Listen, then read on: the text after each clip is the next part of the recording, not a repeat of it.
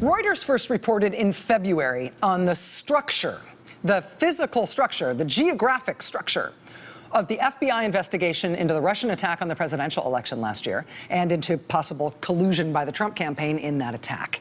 Reuters had the news a couple months ago that the Pittsburgh, Pennsylvania office of the FBI was playing a key role in the FBI investigation. They had been tasked specifically with trying to identify the people behind breaches of the DNC's computer systems.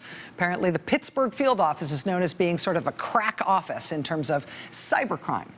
Another field office, one in San Francisco, was tasked with trying to identify the people who called themselves Guccifer 2, the ones who posted emails stolen from Clinton campaign manager John Podesta's email account. In addition to that, Reuters reported at the time that FBI counterintelligence agents based in Washington, D.C., were pursuing leads from informants and foreign communication intercepts. So if you think about the FBI investigation, it's not just like an inchoate thing that happens on a listserv or all in FBI HQ. You've got people in at least 3 different places working on 3 different parts of it. Thereafter, the Financial Times added this: the FBI creating a special unit in Washington, not at the Washington field office, but at Washington FBI headquarters to oversee this investigation overall.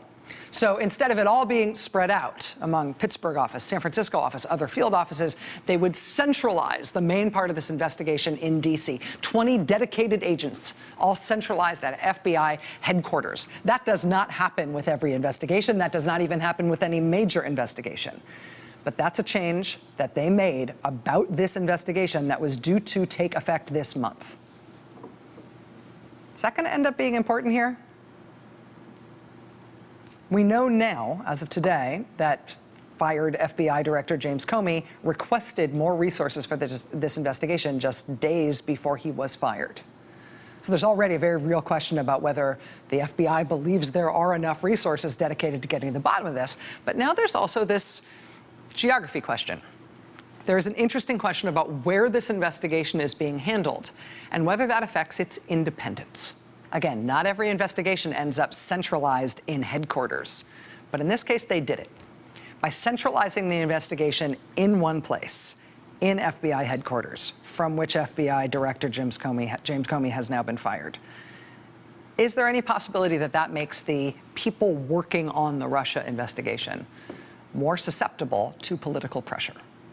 Should we be watching that kind of a dynamic to see what sort of impact that's going to have now that the FBI director has been fired in the middle of a major investigation into the sitting U.S. president? Joining us now is Tim Weiner, an expert on the institution of the FBI and the CIA, too, for that matter. He spent years covering and writing about American intelligence agencies, work that has won him a Pulitzer Prize and a National Book Award.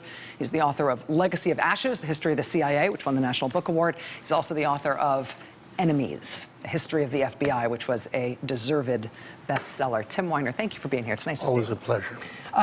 Let me just get your top line reaction to this news. What did you think when you learned that James Comey was being fired? I thought that the President of the United States had committed an act that someday may be seen as an obstruction of justice, an impeachable offense. Obstruction of justice was the first article of impeachment against Nixon, right? Correct. How do you know whether this is obstruction of justice? The White House has done an unusual thing in the 24-plus hours since this has happened. They've put out an official line through White House spokespeople saying this is a Department of Justice decision made by the Deputy Attorney General and the Attorney General, and the President just endorsed that decision. It wasn't him.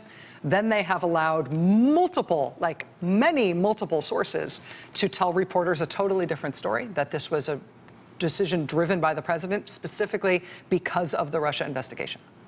Oh, and her emails. Yeah, oh yeah, and Hillary's emails. And the emails. He's very concerned about making sure that Hillary Clinton is not disparaged. Yeah, that did not have the odor of truth.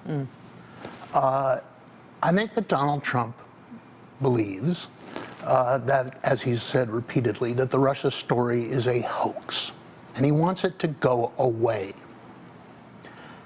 Failing that, he wants to discredit the reporting on it. And failing that, he has tried now to decapitate the FBI by firing its director. Is that also a way to try to discredit the FBI? He can't. It is, let's say, counterproductive. He has put himself in greater legal jeopardy.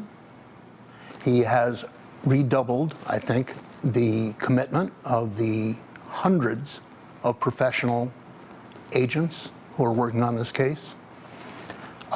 He has put himself in bad odor with some pretty important people in Congress who are Republicans, who are senators.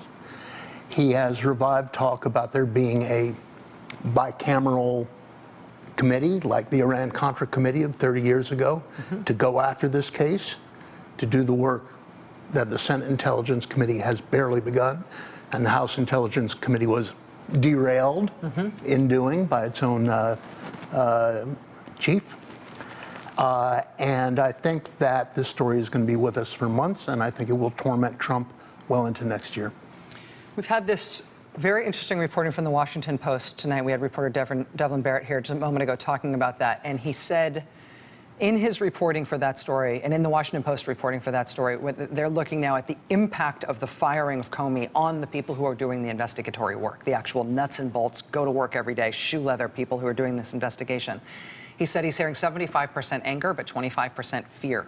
They're actually scared in terms of what happens to them next. Probably a healthy reaction. Well, let me ask you about that. I mean, you studied the FBI intensely for your seminal work on their structure as an institution, how they function, the good things about them and the bad things they do and bad things about them. How do you think FBI agents will respond to this firing? Do you think this could have the effect, by decapitating the agency, could that have the effect of derailing the investigation? No, it can't. An investigation has a life of its own. And we have found when you are the FBI and you're looking at a president, investigations beget investigations. The FBI went after Nixon and helped bring him down. The FBI went after Ronald Reagan's national security team in the Iran-Contra imbroglio when the White House was selling weapons to Iran, skimming the profits and slipping them to guerrillas in Central America. Resulted in many, many, many indictments. Many indictments. The FBI famously went after Bill Clinton and with the White House physician in attendance, got blood from the president's arm to test it against the DNA on the infamous blue dress. The FBI will pursue an investigation up to 1600 Pennsylvania, knock on the door and serve subpoenas, because they are dedicated professionals who believe in the rule of law. Tim Weiner, the author of Enemies, A History of the FBI and Legacy of Ashes, History of the CIA. Tim, thank you. It's good to have you here, my friend. Thanks. See you again. You're always here on terrible nights.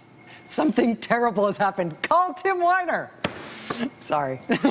Much more tonight. Stay with us. Hey there, I'm Chris Hayes from MSNBC. Thanks for watching MSNBC on YouTube. If you want to keep up to date with the videos we're putting out, you can click subscribe just below me or click over on this list to see lots of other great videos.